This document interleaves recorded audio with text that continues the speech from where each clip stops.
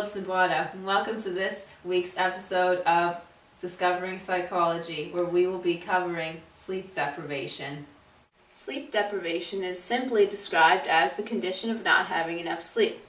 However, chronic sleep deprivation can cause long-term problems, including decreased performance and alertness, memory and cognitive impairment, stress on relationships, poor quality of life, occupational injury, and even automobile injury. You, me, all of us. The human animal. Long-term effects can also include high blood pressure, heart attack, heart failure, stroke, obesity, psychiatric problems, attention deficit disorder, mental impairment, fetal and childhood growth retardation, injury from accidents, disruption of bed partner sleep quality, and poor quality of life.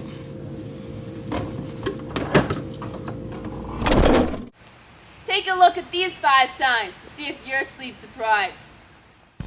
1. Simple decisions stump you. When you're tired, you're less able to distinguish between important and irrelevant information, making small decisions seem like a big deal. 2. You're always hungry. Studies show that chronic sleep loss can disrupt blood sugar levels and cause the body to produce less leptin, a hormone that curbs appetite, and more ghrelin, leptin's hunger-stimulating counterpart. 3. You keep getting sick. Inadequate sleep can leave you more vulnerable to infection.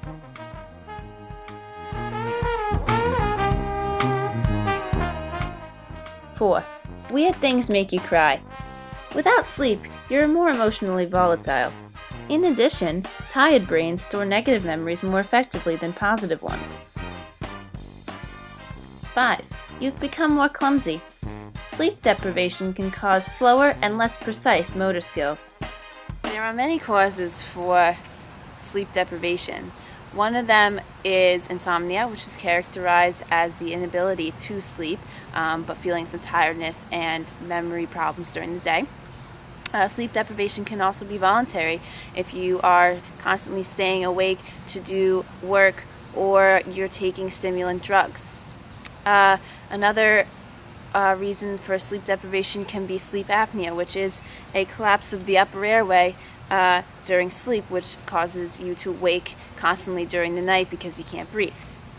Finally, mental disorders, psychological disorders can cause sleep deprivation.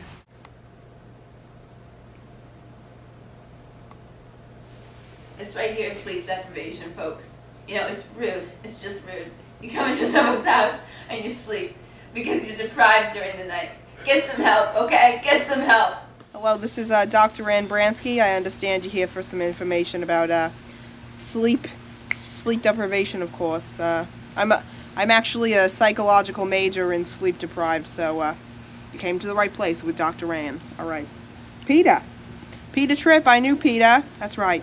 He's 1959, summer of 1959. Didn't sleep for almost 8.5 days. At first, Peter found everything funny. Everything around him was hysterical, which the doctors thought was entertaining. So, of course, we didn't stop him. Hours later, he was hallucinating. Days later, he was paranoid. Then, suddenly, he was a psychopath.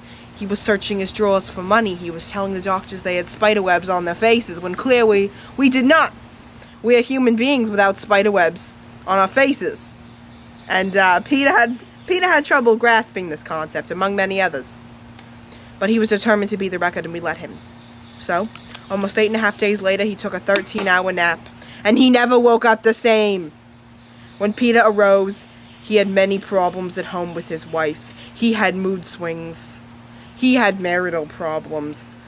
I still see Peter today. What, since 1959? What's that, 10 years? I was 20 in 1959. I'm 30 years old, call me. What about Randy Gardner? Randy Gardner? I knew Randy. Oh, yeah.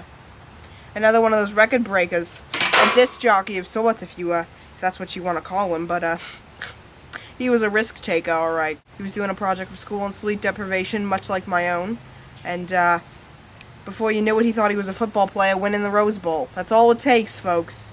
On day 11 of no sleep, Randy Gardner was asked to count backwards from 100 by sevens. He forgot what he was doing.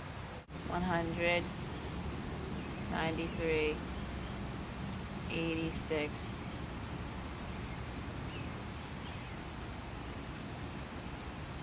Hello? Yes, hello. Do you remember what you were doing a moment ago?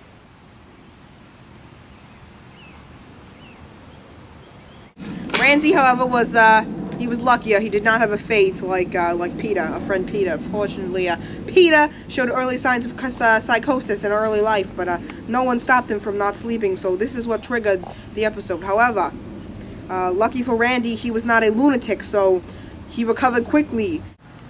There are many ways to reduce the effects of sleep deprivation. One of them includes taking stimulants such as caffeine. However, those become less effective over time if you have chronic sleep deprivation. You can take naps, and the only sure and safe way to ensure to get over the effects of sleep deprivation is recovery sleep and increased sleep.